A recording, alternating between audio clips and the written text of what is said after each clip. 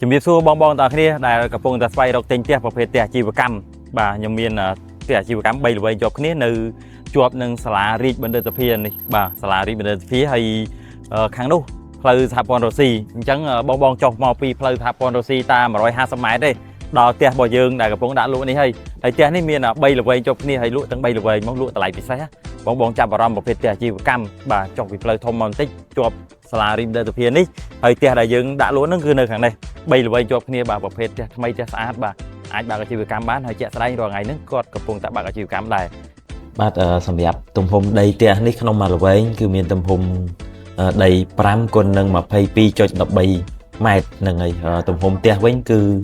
មាន5ម៉ែត្រគុណនឹង14ម៉ែត្រក្នុងមួយល្វែងហើយក្នុងមួយល្វែងហ្នឹងយើងមាន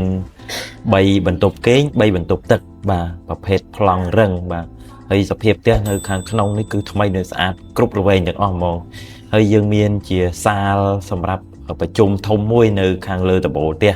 អញ្ចឹងបងដែលមានតម្រូវការប្រភេទផ្ទះដែលធំទូលាយហើយ3ល្វែងជាប់គ្នានៅក្បែរនឹងផ្លូវសហព័ន្ធរុស្ស៊ីនេះអាចអញ្ជើញមកមើលផ្ទះនេះផ្ទាល់បានតម្លៃពិសេសចាប់អារម្មណ៍តាក់ទងមកលេខទូរស័ព្ទខាងលើ